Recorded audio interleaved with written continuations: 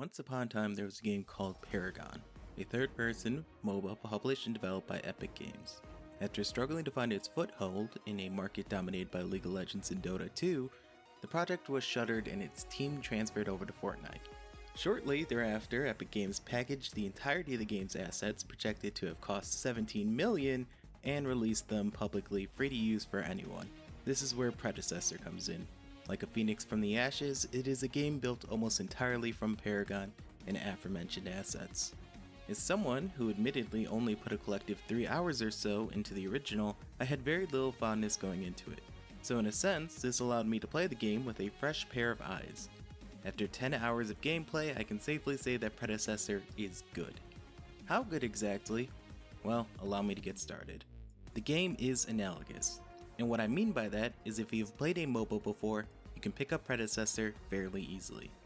It contains all the staples we have come to know over the last couple decades: creeps, towers, items, jungle, etc. You name it, it's probably already implemented.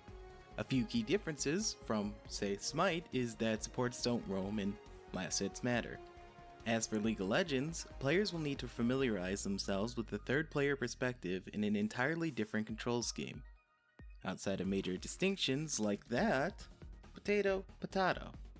You'll do what your role requires of you without really putting much thought into it because you'll have already done it hundreds of matches before.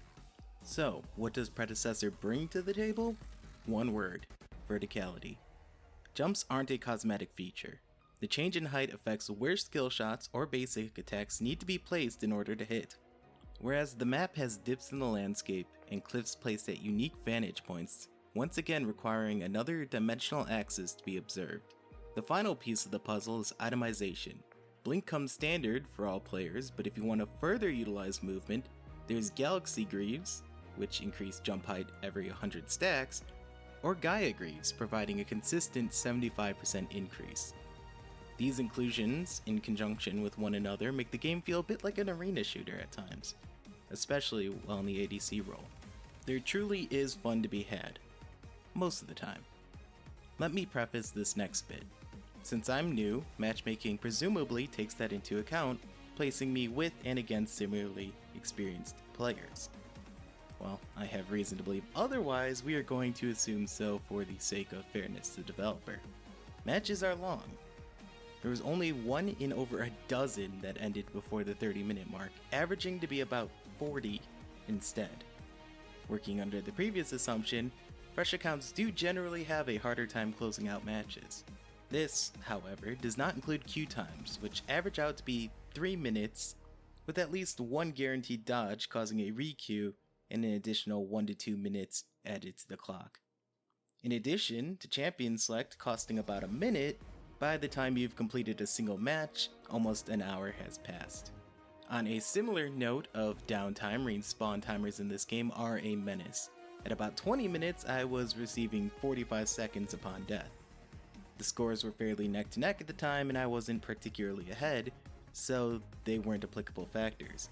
I died an additional 2 times after with a penalty of 50 seconds each, and when the game clock ended at 32 minutes, with my total of 5 deaths, I had spent at least 10% of the game waiting to play it again. There was even a match I played where 1 death equaled a minute and 15 seconds of inaction. Now you could use the counter argument, simply don't die, but at that point, we've thrown reason out the window and can resort to making dog noises at one another. I get the design intent of making death more punishing in the late game to allow matches to close out easier. However, when I'm only 50% of the way through one, and I have another 20 minutes or more to go, the last thing I want to do is nothing. Overall, Predecessor admittedly has some kinks it needs to work out, but I suppose given that I could have fun despite them, is a testament to its quality. When you're behind the wheel, it feels smooth and familiar. The heroes are fun to play, the verticality is an ever-present skill ceiling to climb towards, and the satisfaction of winning is still there. To reiterate, when you're behind the wheel. Otherwise, when you're in the pit, time ticks away slowly and you're stuck staring at the clock. It's a game I'd gladly place my stamp of approval on, with a caveat. If you are invested in another MOBA, it doesn't feel unique enough to take the plunge and swap over full sale, but as an adjunct to boot up when you need a break from no lifing Lux or being hard stuck silver, An easy enough decision. I know personally, after a long day of losing in Smite, Predecessor will be right there waiting for me, with even more losses. Thank you for watching. If you enjoyed, please show support for the channel. In the coming days, multiverses, re-releases, that's a tongue twister, and Smite 2's second alpha weekend hits. I'm going to try to get a video out on both, but honestly, who knows? Wish me luck on that. Till next time.